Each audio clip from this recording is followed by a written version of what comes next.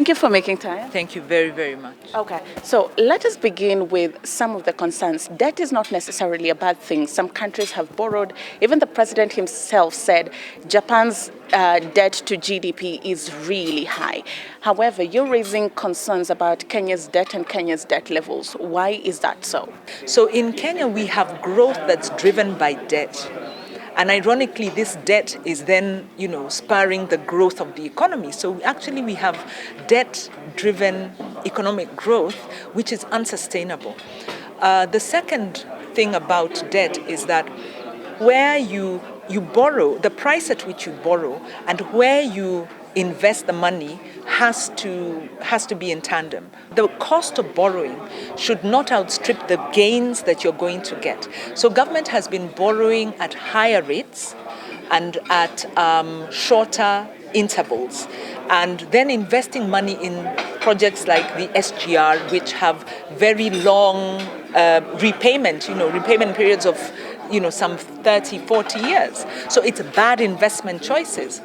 I think the last big thing, principles of accountable borrowing is that where did the money go? So in what we found is that the expenditure side, the revenue side of our public finance management has adequate safeguards and accountability provisions, but we are having very low compliance. Treasury is not complying. National Assembly is not requiring compliance. The expenditure side still has a black hole because once the money is procured, it is then put into the consolidated fund and spent. So we need to have guidelines around tax. And this is prudent common sense. If you're borrowing, what did you borrow for? And how will I track this money right down to the project? Even if you look at our borrowing patterns, it has really changed. In 2010, you looked at multilateral loans, it was about 60 to 66%. Now it's about 30%. Now, if you look at commercial, it was 4% in 2010. Right now, as of 2018, it was about 37%. Why are we seeing a shift from concessional loans to more commercial loans, and is this a viable option? The rebasing of the economy pushes us into the commercial markets borrowing sector, but that needed to have been done more responsibly. One is it's good to rebase and grow the economy, but it was done without a transition plan on what are the impacts for service delivery sectors that have been relying on concessional development support. And then our other problem is Vision 2030 and this notion of project-led development. Project-led development, when you look at the large irrigation scheme, when you look at things like the SGR, the thinking is if we put money into large projects, these large projects will then create jobs and create benefits for the wider number of people. This thinking is not based on any developments. So you have to have the right mix in terms of infrastructure development, where you have the micro, the meso, the macro, and then the grant. Here we've been borrowing and putting everything in the grant. And there's been a lot of corruption around the grant, and we've left the middle really uninvested and uncovered. So you have huge SGR projects in a country where you have hospitals that don't have basic drugs, or the drugs there are expired. So there's a real, I think for me it's lack of political accountability and a lot of irresponsibility by the Jubilee administration. The government has been trying to restructure its debt. Questions have been raised and people are saying the debt is rising really fast, and now there's this debt policy and borrowing framework.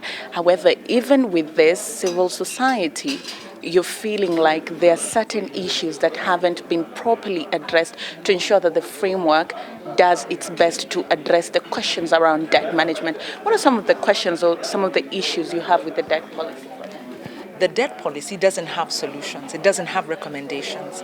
What it is actually, it has a lot of regulatory kind of issues. The main thrust of the policy is to give independence to the debt management office, which we agree, but only partially.